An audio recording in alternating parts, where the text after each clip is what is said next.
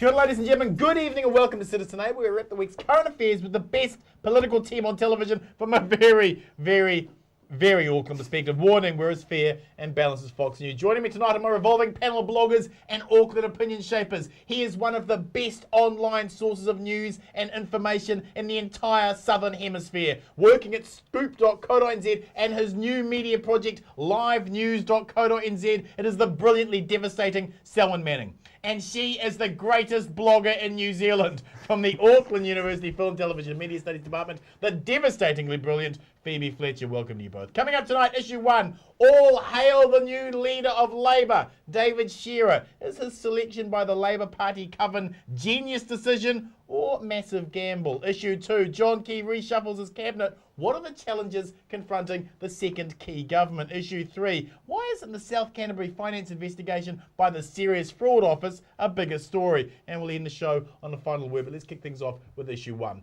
The white smoke has come from the Labour Party Coven, signalling that David Shearer has unsurprisingly beaten David Cunliffe, who most of the Labour Party Coven loathe. Will the gamble pay off? Phoebe Shearer was terrible in the TV debates. How important will it be to media train him immediately?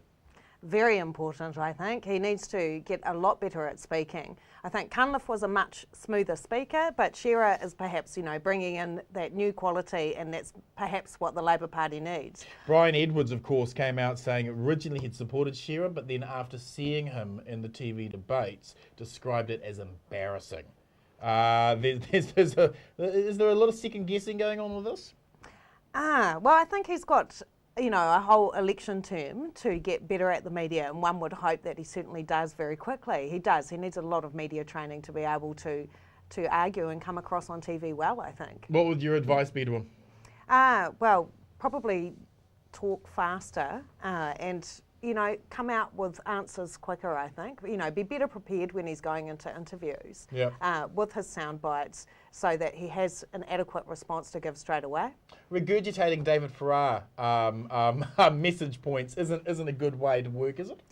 No, but I think that was always going to come out. And I think that's, perhaps a black mark for Labour, that you've got David Farrar coming up with the lines, that he saved millions of people, now he'd be a great Prime Minister first. So National have recalled Parliament before the end of the year, meaning the debating chamber showdown between Key and Shearer will be painfully soon. Cunliffe could have attacked from the start. How much of a gamble is it if Shearer is painted as likeable but weak if he gets beaten up in the debating chamber? Look, everything is a gamble in politics. We need to look at some of those issues that really are there with Shearer, why he is in that position. And it is because people out there in the public are sick to death of slick politicians who they do not trust. I'm not saying that Cunliffe was untrustworthy. I'm just saying that there is an element of distrust that's there. Well, it works for John Key though, doesn't it? He's slick. And it works for John Key. No, but the common factor there is that John Key has a common touch where people see him as not a career politician. They see him as somebody who has been out in the real world, who they could invite to a barbecue, irrespective of whether or not you or I would want to. And that he would be a bit of a celebrity on the spot if they did so. With David Shearer, I think there is, I don't buy into this thing that David Farrar actually invented some of these lines, because they're actually lines of reality here. And if David Farrar had a skill in getting those out first, it was just purely and simply underscoring some of the things that David Shearer had done. And we know what they are. He has been out there. He has established credibility. He knows what he knows. From the real world. I would suspect that one of the things that David Shearer will bring as a leader, irrespective of the media training that he will need to have, is this connection with real world need. And that can be from the communities in New Zealand, in the urban environment, the provincial environment, the rural environments, and globally. I would actually celebrate if I heard him say, it's about time New Zealanders came into the real world here and not be allowed to be kind of swindled by the National Party's foreign policy. New Zealand as an independent Pacific Island state, why on earth are we buying into returning back to these conservative old ties to old England, which we have long kind of separated from? It's interesting, isn't it, the phrase that Selwyn used there. He's a leader, he's someone who you'd have over at a barbecue. And that it seems to be that concept is all pervasive in determining who our Prime Minister should be. Who could we get along with at a barbecue? Is that an interesting point? I think it is an interesting point, and I think particularly in terms of the low voter turnout that we had, that particularly affected parties like Labor and on the left, that nobody wanted to come to the barbecue. And also too, there was quite a lot of, I guess, negative campaigning in this election, and that tends to turn voters off. You know, so perhaps through doing the cull that they're doing with, you know, presenting this new Labor, they are presenting a new image that people might feel like well, there was another thing here, though, that we all knew and we all agreed prior to this election that if this was the outcome of the election, that Labor needed to rejuvenate and regroup itself. No question. We know that David Cunliffe, I think he's a brilliant politician, and he knows his numbers. You know, he does know his numbers. He knows where the money is. And he knows where the money is. And he's slick.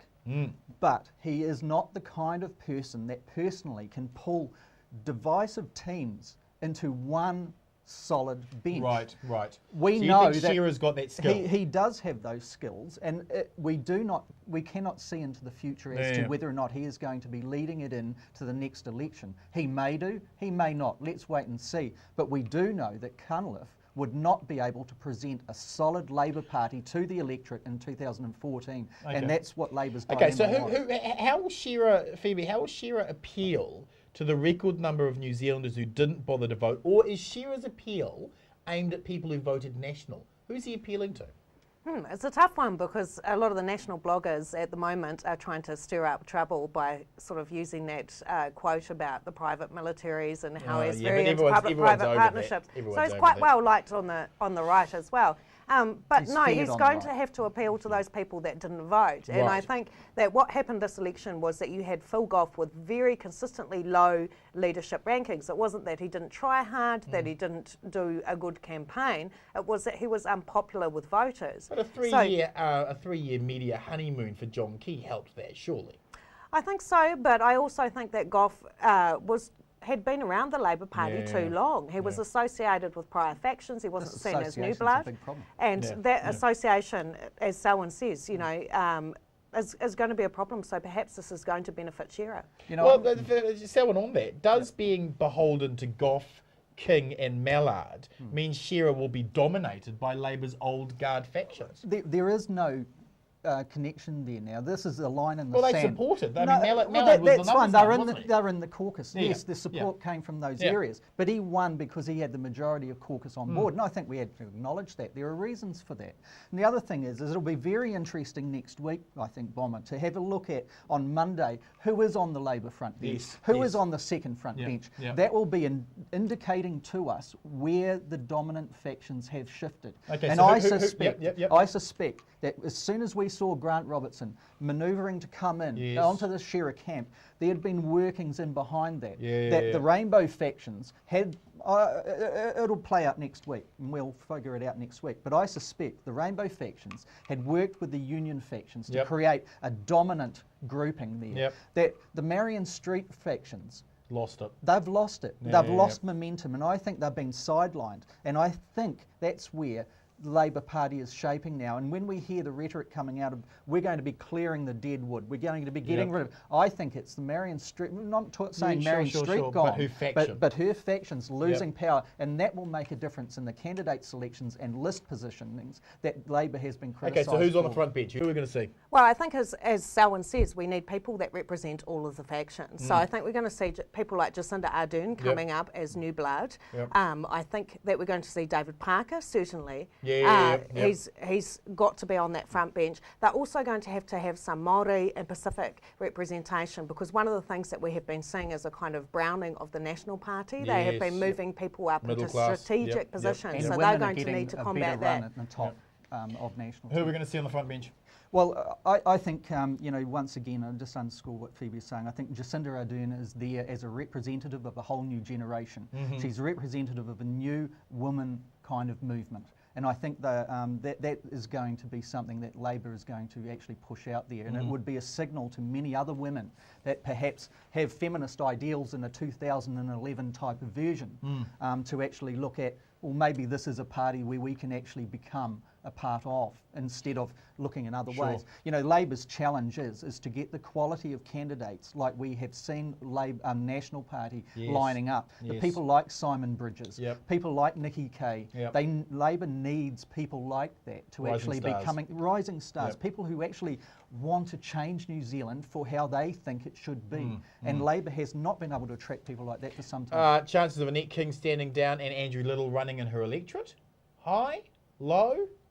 Well, you know, Rongotai electorate is one that a lot of people want. I understand that even Charles Cheval has been looking at that and thinking, I would really love to have Rongotai. Really? You know, that his heart was not necessarily in Haria. Haria, yep. So, you know, there are a lot of people. It's But like, he did a good innings Annette in King Haria. has looked after that electorate. You could Yes. never criticise her as Yep. an electorate MP. Yes, And no I question. remember from my own experience of Yep. Annette King being on the phone, making sure that her constituencies were being looked after when I was, you know, in Annette King, another you think that the stand down there, Andrew Little? I think it's quite likely that she'll stand down. Yep. I'm not sure whether it will be Andrew Little. I hadn't heard about the Charles Cheval, but that's very interesting. Final question then on this: how long does Shearer have before Cunliffe launches the challenge on his leadership? What's the? What are they going to give him? You know, I don't know. You know, those questions are very subjective to the point where we're looking at it from a few days out from the guy being in there. I think with Shearer, the way he could become a success is the same things that John Key did.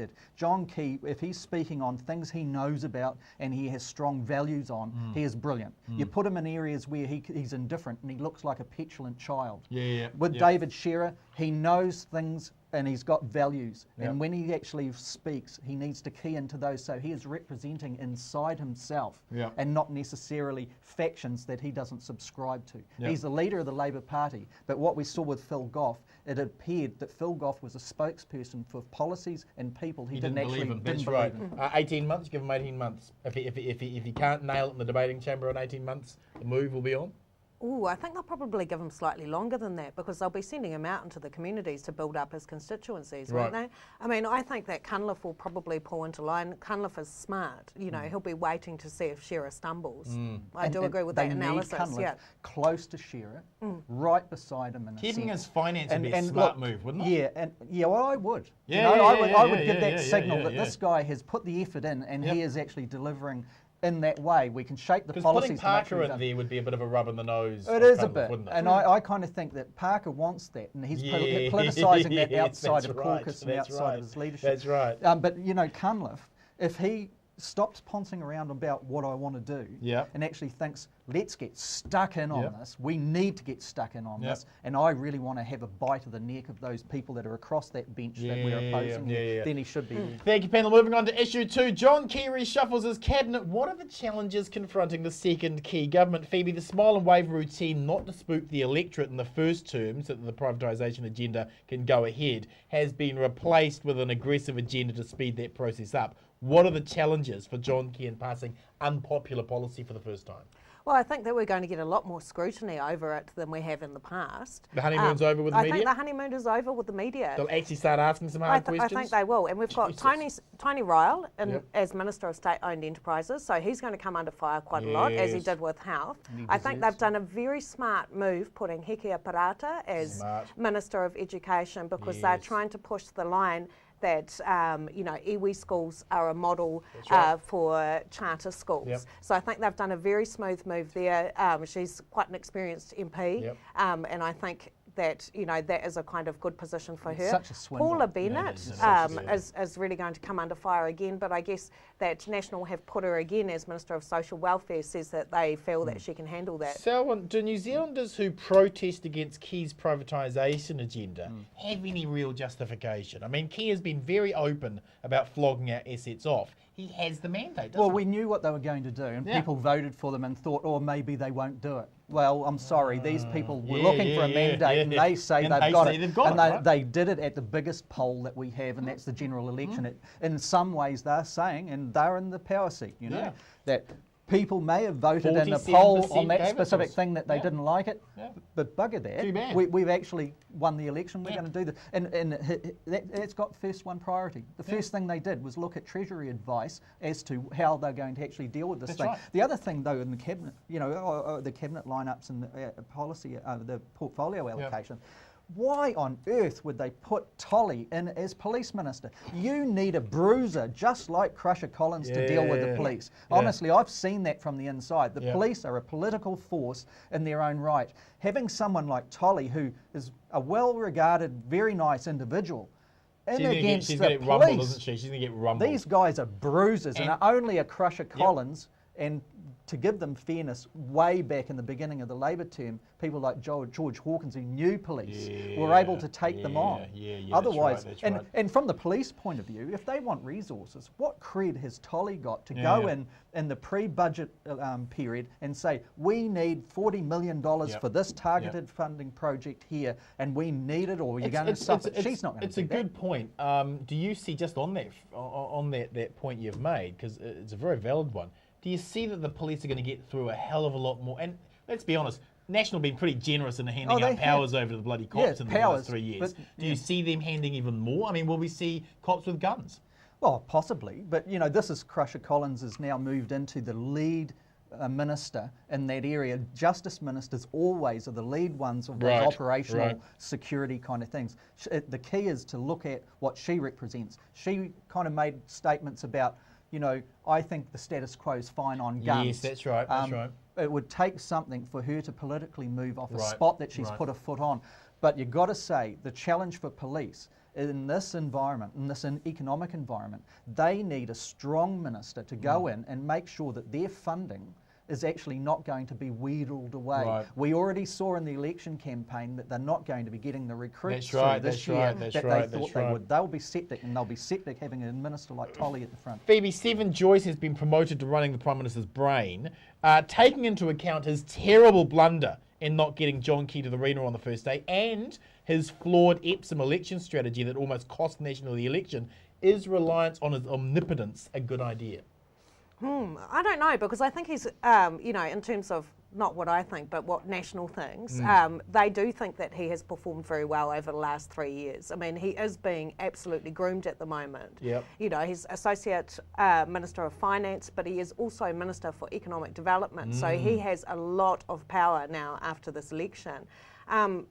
I think that John Key does see him as his right-hand man, and that yes, he wasn't at the arena early enough, but they managed to get away with that by, you know, basically saying, what else would you do, even though there were other things that could be done. But the handling of the media and the tapes and the Epsom nonsense, it almost got, let's be honest, they only won by one bloody vote. Yeah, they've only got one vote. I mean, all they need is a by-election to, but you let's know, get really real about tip this. that power balance. The power in the caucus and National has moved into Joyce's camp. Joyce is the man. Everybody that you see has benefited out of this has been attached to that movement. Is Bill English concerned? Is Bill English concerned? Bill English is an island on his own in the conservative areas. All of the right-wing bloggers know this. You know, they may say it's not the case, but they know. And he's isolated. People like Simon Bridges, I would argue, have not been elevated into the executive. No, that's right. And that he will be annoyed by that. Far more talented. That's because he is not hand in hand with Stephen Joyce and his cronies, and that's why. Yeah, that's interesting. Selwyn, does Paula Bennett deserve her promotion? Does she? Oh, no. She lost her seat. Paula beneficiary should be a beneficiary at the moment, so she can experience the consequences of the policies they rolled out and are rolling out on the people. That'd be funny. Question to both of you. Key's charm has been he's spun everything he's done as moderate. How much pressure will be on by the right faction for him to go much further in this term? I think there is always pressure on from the right faction to go much further. Whether they are going to go much further than they are already, I mean, I think that they've got stuff lined up that they are certainly going to roll out, but they are coming into very difficult conditions economically, and that is going to lose them votes. And what we have seen with the National Party over the last term is that they have been a party that have been pushing away that extreme right, that they certainly, are bringing in measures that do affect the free marketeers, they've lost the argument since the 2008 collapse. That doesn't matter. It doesn't matter. It doesn't matter. You put it? yourself in their shoes. They had to do that in the first term. They had to be centrist and moderate. They needed to win this election. an election in 2014 and a win for them is a bonus. They're all out this time. Yeah. What we see is a move away from their confusing kind of politics that we couldn't really pin down and define last time round to an ideological based rollout of policy that is fitting and a new wave of neoliberalism. And that whole thing has changed. But that new wave it's just got no moral authority after 2008. They don't care.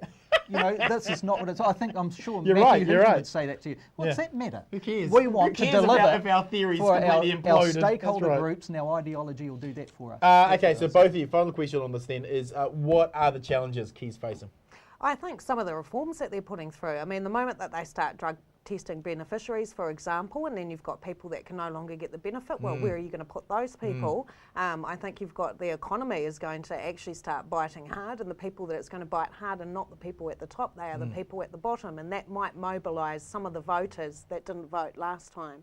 I think there's going to be a huge battle over the charter schools, and that might not necessarily go in their favour either. I think that's a lot of their policies are not that popular. You've got the mining, for example. That could really get people out on the streets. Challenges. I just really support Phoebe's views on that. I think as we see National rolling out its ideological agenda here, we're going to see a connection to the those policies will start impacting on people. This to me is like 1996. Yes. National and New Zealand First took the benches there. They beat Labour. But what we saw through that 3-year period is the consequences of those policies started to impact on real people. And real people started to think, well, actually, I'm going to do something about this. That's what I think will happen. I think one of the challenges for National will be trying to rein in these vast powers they've given the police. This month, for example, is the first month that the police will be able to start taking DNA on mere arrest. Mere arrest, right?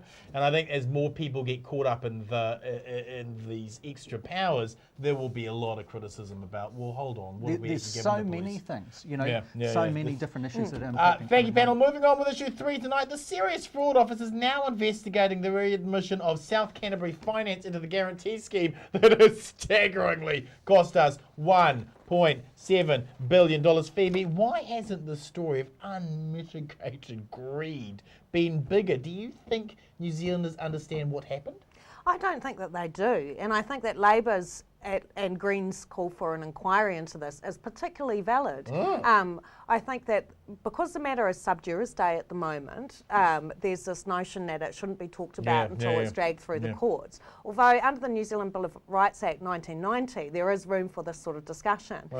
Certainly, I mean, this was something that came out under the Labor government, the guarantees scheme, but when it was extended, that was when the problems were. That's right. And if you read through the documents that have been posted on Treasury's website under the Official Information Act, it says that it was high risk the whole way through. They knew that there would be a rush on a scheme which basically said to investors, that the government is guaranteeing this money. Go for it. Go for it. Yeah, so what you had was a 25% rush on that scheme. And I know some of the things that they put money into, South Canterbury Finance down on the waterfront, and you know some of the people involved in those deals, and just your jaw drops at how much money did they spend. Selwyn, those politically well-connected investors who jumped in once the guarantee was re-extended, acted venally, but there's nothing criminal about venal greed. Who ultimately is responsible for foolishly readmitting South Canterbury Finance,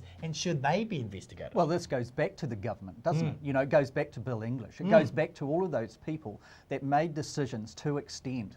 This is in an environment where I think most people that looked at this type of situation said, something's wrong with this. Something stinks in this company. Something's gone wrong. And who is surprised at the end of the day that the Serious Fraud Office has lined up, this pretty damning kind of series of evidence that is going to present in January.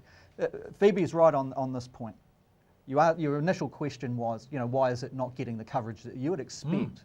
From something that is bigger than the equity court scandals of the 1980s. Huge. And it is because there's the sub judice period is biting in, and people are being very careful about this. This is money. It's not, It's big money. And the other thing is that there has been so much attention for on the Labor Party's manoeuvrings on who, and saturating the news. Right, There's right. also that even National has not been able to compete with that. So there is a lot of resource. The talent pool in journalism is very small, and a lot of attention is being placed with those who have talent into those areas. I think Matt Nippett's done some incredible work on this, hasn't he? The NBR. The They NBR, have been incredible. this is right in the area, and good on Matt for doing that, and good on the NBR for actually taking on this type of thing instead of saying, oh, this kind of thing's not so serious. The NBR have done an incredible job. Question to both of you. If Bill English's fingerprints are all over this, and the SFO does press charges, what is the political fallout for National? I think they will have political fallout, but I think that they will try and blame it on Labor, which has been their line, that it was a scheme that was approved under Labor, and but it's the readmission that's the issue, It is the readmission that is the issue, and I think for that reason that Labor and the Greens call for an inquiry into this is absolutely essential. What's the political fallout for National? After this election result, how can you answer New Zealanders that? love them. We've debated such questions time and time again.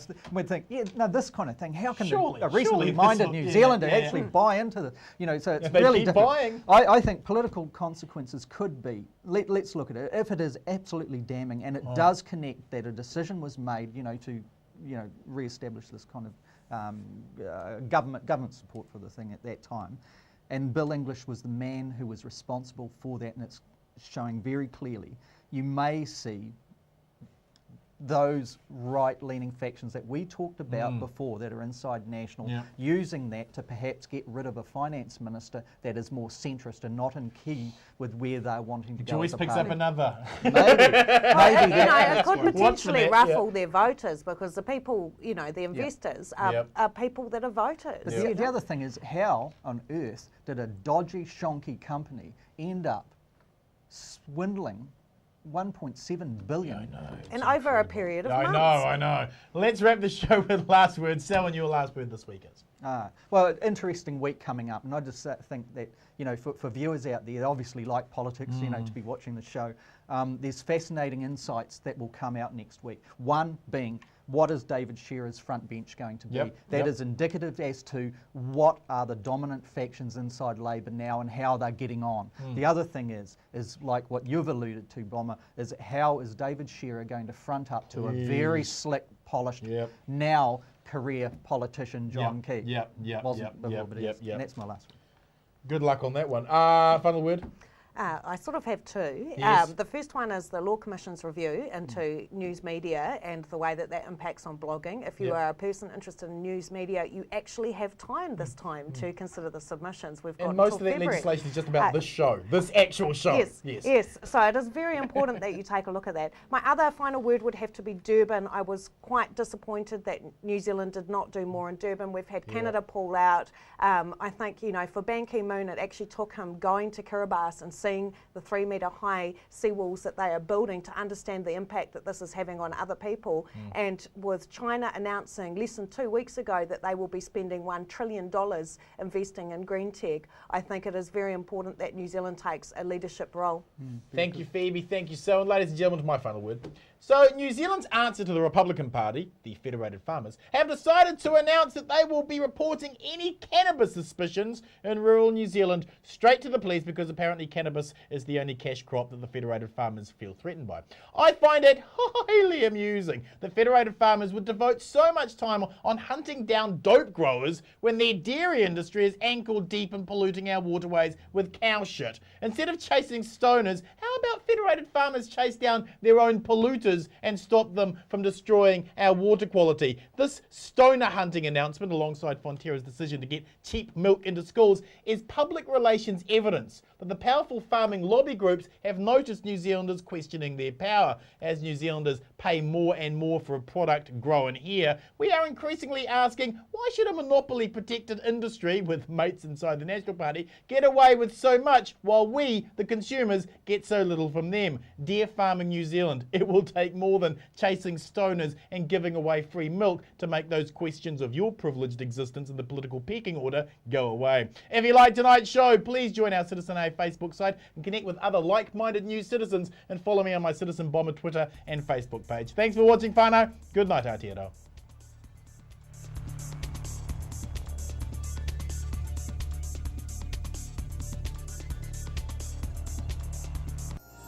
supporting local content.